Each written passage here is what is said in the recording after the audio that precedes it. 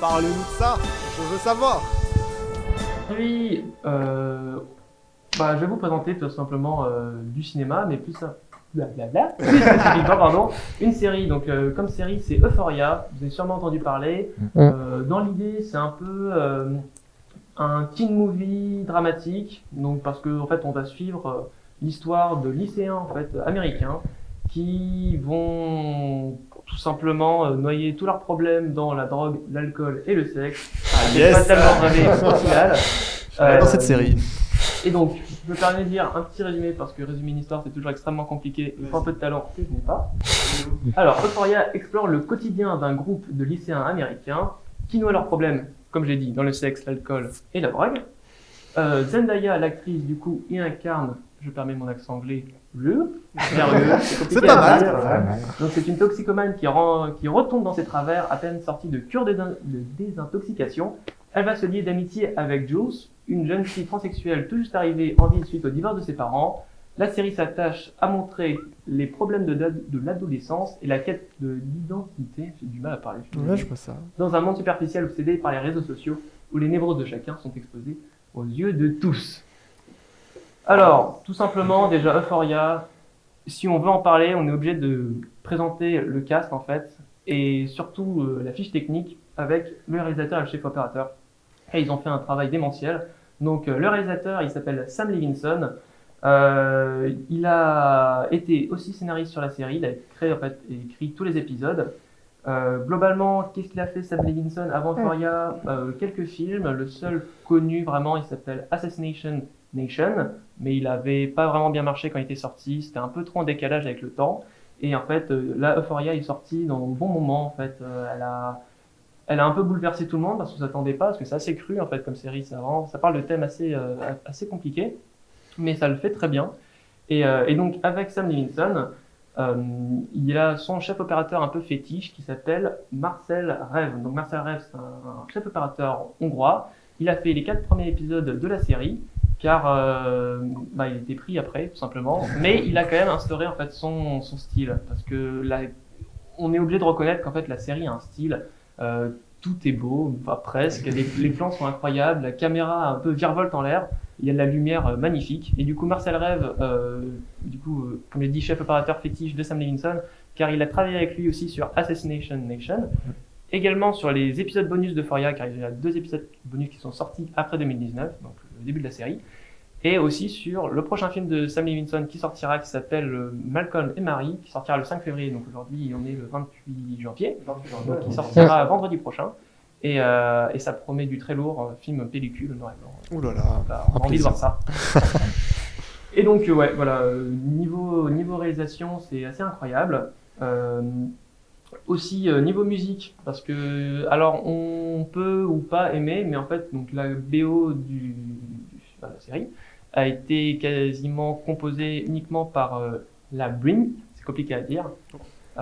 C'est un musicien, compositeur, rappeur, producteur anglais. Il me fait un peu penser à The Weeknd, un peu comme ça. En style de musique, il est un peu grime, électro et hip-hop. Du coup, grime, c'est le rap. Enfin, c'est voilà. C'est quoi grime? Grime, c'est rap anglais. Non, rap électro anglais, un truc dans le genre à peu près. Oui, c'est ça. Ça doit être ça. Je connais pas personnellement, mais voilà. Je crois que c'est un truc dans le genre. Du coup, il touche vraiment à tous les genres. Ouais, voilà, il est assez monstrueux. C'est un peu, c'est très, comment on dit. C'est hétéroclite. C'est très musique de jeunes en fait. Okay. La playlist de la série. Mais bon, c'est en adéquation du coup. Avec Euphoria. C'est les thèmes que tu as abordés. C'est aussi des thèmes de société en ce moment, ce qui se passe. Et que du coup, les musiques c'est les jeunes qui vont regarder plus ce genre de série. C'est surtout, ça touche surtout la jeunesse pour montrer un peu les travers. Parce que c'est ça touche les jeunes. Et du coup, les musiques de jeunes, comme tu dis, je pense que c'est approprié. En même temps, ça veut toucher aussi les car c'est pour un peu montrer en fait, que la société a changé, c'est pas forcément comme elle était avant. Et ça, faut s'en rendre compte. En plus de la fiche technique du réalisateur, chef-op et musicien, il y a 2 actrices incroyables dans cette série. Il y en a donc Zendaya et Hunter Schafer, c'est compliqué à dire. Zendaya, vous la connaissez sûrement. Ah oui, bah oui. C'est un peu la star actuelle sur Des jeunes, des enfants, des Hollywood, jeunes filles. tout ça. Les jeunes filles sont fans d'elle. C'est drôle parce qu'elle fait très jeune, mais elle a 24 ans. En fait, on s'en rend pas compte parce qu'elle joue que des enfants. Ouais. Et aussi, ce qu'on ne sait pas, c'est qu'en plus d'être actrice, elle est également chanteuse et danseuse. Chanteuse, je savais. Ouais. Danseuse, je savais pas. Chanteuse, je Elle savais. a sorti des albums en 2011-2012, donc ça commence à dater un peu. Et danseuse, elle a fait Danse avec les stars en 2013 avec le danseur professionnel, parce que c'est le but un peu de l'émission, qui s'appelle Valentin Chmerkovski. Personne ne le connaît. Si tu le dis, on te croit. On te croit. Si vous ne savez pas qu'elle était danseuse, je vous recommande d'aller regarder Danse avec les stars de 2013 Bah, avec bien Zendaya. C'est impressionnant, c'est un peu de la danse contemporaine, mais enfin, Ok. c'est vraiment pas mal. Niveau acting, du coup, vous l'avez sûrement vu dans Spider-Man avec les Spider-Man avec Tom Holland, Oui, c'est ça. où elle joue Ouais. du coup sa copine, si je ne me trompe pas, j'ai vu le premier, j'ai un doute. C'est ça, ouais. Je ne les ai pas vus. Non, c'est pas sa copine. Moi, je sais plus. Ah, une c'est quelqu'un de copine qui est de ses proche, amis. oui. Et elle a aussi joué dans The Greatest Showman, donc avec Hugh Jackman. La Ouais. comédie musicale. Je Ouais, n'aime pas trop les comédies exact. musicales, je suis désolé, je l'ai pas regardé en entier. Mais. La musique est bonne. Elle Ouais. était vraiment Rocketman. Oui, mais Alors, ça, pour le coup, ça Baptiste, ça t'intéresse. J'ai pas regardé la comédie, mais j'ai écouté la musique. Ouais. Rocketman, il est. mais- Non, non. Ah, pardon. The Greatest Showman. Ah, The Greatest Showman, excuse-moi, je préfère Rocketman. Ah, J'ai dit, parle bien de The Rocketman. Greatest Showman. Excuse-moi, j'étais pas dedans. Et du coup, ouais, comédie musicale où elle a pu danser et chanter, donc je pense qu'elle a dû se faire plaisir, en plus de faire de l'acting, donc incroyable. Et donc, pour la deuxième actrice importante dans la série, c'est Hunter Schafer. Donc Hunter Schafer, initialement, elle n'est pas du tout actrice, elle est mannequin. Mannequin. Oh, elle est pas d'accord. Elle est mannequin, attention, je vais essayer de retenir mon souffle parce qu'il y a beaucoup de marques. Du coup, pour Dur, Miu Miu, Calvin Klein, Rick Owens, Helmut Lang, Tommy Hilfiger, Coach, Maison Margiela, Vera Wang, Marc Jacobs versus Versace. Beaucoup de trucs que je ne connais pas, mais il y en a encore. Du coup, etc., Ouais, etc., il y a beaucoup de etc., marques. c'est impressionnant. Donc, Ouais. Et elle est arrivée un peu par hasard sur cette série. C'est son agent qui l'a recommandé du coup au directeur de casting. Elle a fait bah ouais, je suis chaud. Et du coup, elle joue très très bien, c'est impressionnant. En plus, elle a un physique, elle a une prestance en fait à l'image. Et Ok. c'est super, elle est super bien dans son rôle. Du coup, c'est scotchant. Globalement, du coup, Euphoria, c'est 8 épisodes dans la saison 1 qui ont été faits en 2019 et 2 épisodes bonus qui sont sortis le 4 janvier 2020. Non, le 4 décembre 2020, pardon, et le 24 janvier 2021. Donc tout juste là, ils ont été réalisés pendant la crise du coronavirus, du coup encore pas mal, marrant, beau gosse. Alors que la saison 1 du coup, sans les épisodes bonus, elle se concentre plus du coup sur le plot de l'histoire et les personnages du coup qui avancent dans leur vie. Là, c'est en fait juste des épisodes qui parlent de Rue et de Jules. Du coup, pardon, hein, ça va, en anglais. Et voilà, en fait, elles ont juste des discussions avec donc Rue avec un ancien toxicomane qui s'appelle Ali, en fait, qui devient son parrain chez les narcotiques anonymes. Et du coup, Jules, elle a une discussion avec un psychologue. Et c'est super intéressant, ça parle encore une fois des problèmes de société. Et si vous n'avez pas vu les épisodes bonus, parce que je sais pas s'ils ont fait énormément de bruit, faut les voir, c'est super bien. Mais je pense qu'on peut regarder la. Attends une minute. Ah, tu n'as pas Juste préparé. Ah là là, je vais te Alors, On a l'impression. Tiens, pourquoi Euphoria? Du coup, bah oui, là je vous ai Ah oui. ramené, mais pourquoi Euphoria? Ouais. Alors, tout d'abord, pour les thèmes qu'elle aborde, donc comme j'ai dit, parce que c'est des thèmes d'actualité intéressants, on peut ne pas être tout le temps d'accord avec les messages qu'ils font passer, mais on est obligé de reconnaître qu'ils sont objectifs en général.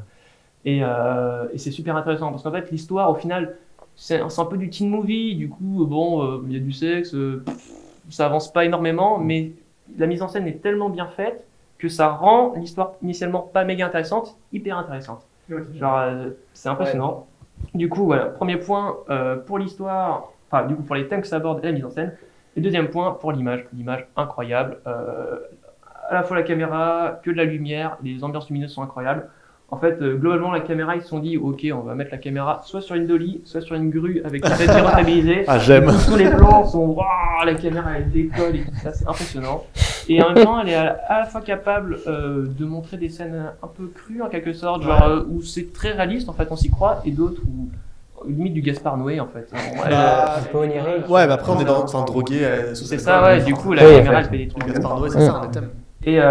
Et aussi la lumière, en fait, ils se sont dit, en général, les adolescents, donc à l'adolescence, pas les acteurs, mais du coup, les personnages qui les interprètent, ils ont toujours du mal à exprimer leurs sentiments. Et donc, en fait, ils ont voulu faire passer les sentiments par la lumière. Ok. Donc, ça ouais. permet d'avoir des lumières de folie. Un peu surréaliste, un Ouais, peu. c'est ça. Mais en fait, c'est pas des lumières naturelles, mais c'est tellement bien fait qu'on est dedans. Quoi. On ressent en fait du coup les émotions qui vont passer à travers la lumière. Donc je vous propose de regarder la vidéo. Là maintenant, vas-y, tu peux. Je sais pas si je peux la lancer. Si, très bien.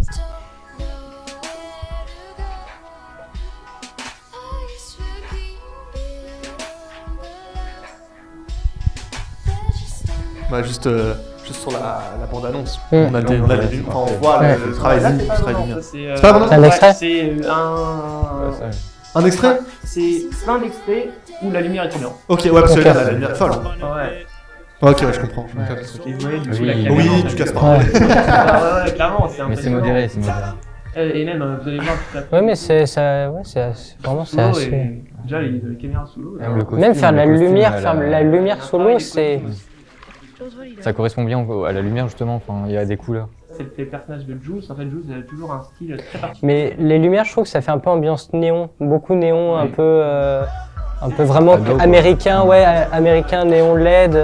Et cette scène, du coup, vous l'avez sûrement déjà vue parce que Je sais pas, j'ai pas vu la série. je vous laisse regarder.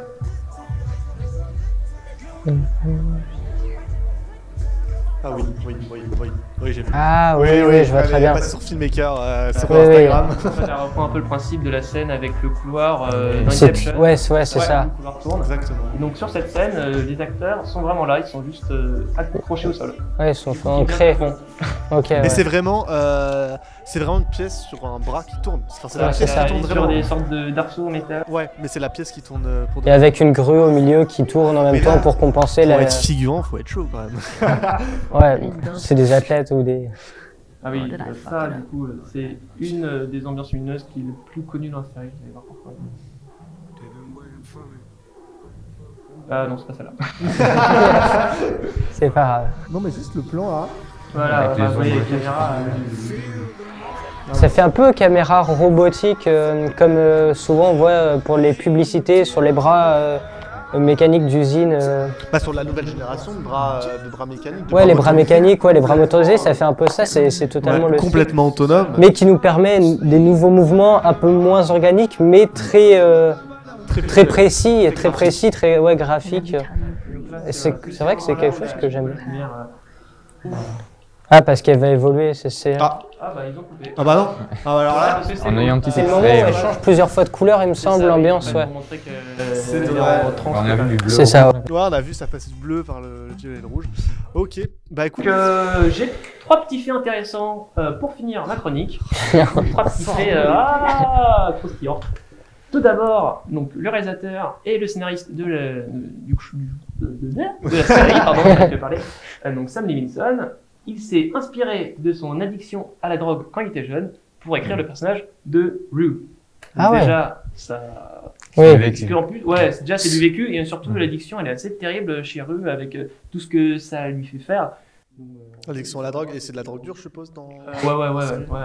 Ouais, donc. C'est pas simple. Non, mais On est sur de la ça drogue contribue au réalisme et il y a l'intérêt peut-être du réalisateur de transmettre. Deuxième anecdote. Ouais, vas-y. Hunter Schafer, donc l'interprète de Jules, elle a fait son truc de casting sur Instagram. Ah ouais? Ouais. Donc le directeur de casting l'a contacté sur Instagram et elle a fait donc son casting sur Instagram et En envoyant elle a des été photos. prise. Incroyable. Ouais. Après on se dit, elle est modèle pour toutes les marques du Oui. monde. C'est plus facile. C'est plus Ouais. facile d'envoyer des photos. Voilà, c'est ça. Et Surtout. enfin, Euphoria est produit par le fameux rappeur canadien Drake. Drake. Ah bon? Drake est canadien déjà. Je ne savais pas. C'est le producteur. Il est producteur de la série. Ah, c'est fou. Ok, Voilà. C'est fou. incroyable. Question. Bah, Non, vas-y. J'enchaîne direct. Ouais, du coup, j'avais pas vu la série du tout. Non. On peut la Non, retrouver non sur quel site de streaming? Elle est sur HBO. ok. C'est une série HBO. Elle est pas sur Prime. 2 premiers épisodes. Non, alors, soit le premier, soit les 2 premiers sont sur Prime. Ouais, parce qu'il me semblait avoir vu. Enfin, j'ai tapé Euphoria hier. Enfin, quand Le j'ai un ou tapé. deux. Et je crois que sinon, c'est sur Netflix. Donc, ok, donc on la retrouve à peu près partout. HBO Max, c'est vrai que c'est pas répandu en France. Enfin, je pense pas qu'il y ait beaucoup de gens qui s'abonnent. Série HBO. Et sinon, ouais, Netflix et Prime, ok. Donc je vais peut-être faire un tour les prochaines semaines. Ça donne envie en tout cas. Ça donne envie. Ouais. Tu la vends très bien, comme beaucoup de Là où films. c'était de la merde, j'ai regardé, je me suis dit, oh, ça va. L'homme au mi-film, je vous l'ai dit, Ouais, mi-film c'est et ça, tout non, autant de mais séries. à chaque fois, je trouve que tu as accès objectif, donc tu nous conseilles. Faut voir parce que teen movie, États-Unis, tout ça, peut-être quand ils s'attaquent à des sujets un peu plus sensibles, des fois c'est un peu dans le cliché, mais Ouais, et c'est Faut pas voir. aussi, c'est pas forcément, on n'est pas habitué, parce que nous, avec la culture européenne et notamment française, la culture américaine, on est baigné parce qu'on a l'habitude de voir des films américains, mais c'est pas forcément notre culture, notamment un peu l'ambiance. dramatiques qui sont complètement différents que Ouais, les leurs, ouais, c'est ça en fait. Mais donc, ça, Et je dans- pense que c'est intéressant. quoi. Dans la culture américaine, on est plus aussi dans ces thèmes, dans la drogue, dans l'alcool, dans le Ouais, sexe ouais, qu'en ouais, France. Oui, Oui, bah oui, oui. Genre, Ouais. ils vont jusqu'au bout, la drogue, ils passent Mais direct quand au- tu vois comme les films comme Projet X qui sont inspirés de faits réels, c'est ce genre de choses qui se passent pas en France et qui se passent de l'autre côté. Je t'explique, à la fin la maison elle brûle. Alors. Ouais, j'ai spoilé la fin, désolé. Alors, on va mettre un petit bandeau à l'air spoiler. Non, mais du coup, ouais, c'est plus ancré, même la drogue dure. Enfin, en France, elle est accessible, ouais, avec un peu d'enseignement, mais aux States, elle est plus répandue et moins. Tu vois, enfin, ici, on a plus tendance, quand quelqu'un prend la drogue dure, à dire, wow, mec, qu'est-ce que tu fais? Enfin, Ouais. c'est compliqué, tu vois. C'est Alors plus que ancré dans la aux culture. États-Unis, Pas forcément accepté, mais c'est plus c'est plus présent. accepté aux États-Unis. Pas, ouais, ouais, accepté, pas bien vu, mais c'est Je sais pas, accepté, ouais, c'est plus toléré. accepté. Enfin, là, tu rentres chez tes parents. Enfin, aux States, tu regardes combien de reportages sur des enfants qui se droguent. Les parents sont complètement au courant et ça ne leur pose pas de problème. Moi, je pense qu'en France, il y a très peu de parents qui acceptent. Ouais, c'est pas. C'est une autre. Du coup, c'est vrai que ça fait peur. On est habitué en France et je pense que beaucoup de mes couples, de mes potes et tout ça préfèrent les films américains aux films français, enfin, Ouais. films européens. En termes de sujets, parce que c'est vrai que les films américains, c'est un peu des plus explosions, sensationnel c'est aussi. du Ouais, Hollywood, c'est ça, hein. c'est C'est rêvé, hein, sensationnel. quelque Et alors qu'en France, c'est plus sur de l'écriture et des films d'auteur. Mm. Et c'est pour ça que ça fait fort débat, mais je pense qu'on est plus du côté européen. Moi, j'aime bien Transformers. Mais ouais, c'est vrai que du coup, ça m'intrigue un peu parce que c'est vrai qu'en ce moment, je regarde beaucoup de films, mais c'est pas du tout des films américains. Je suis clairement Ouais. pas dedans. Donc voilà, je laisse vous prendre la reprise, quelqu'un, c'est celui qui veut. Mm. Vas-y, Baptiste. Non, moi c'est parfait, c'est juste. C'est bon. Pas besoin de dire de trucs. Non. Bah, moi, c'est fini pour la chronique. Donc, à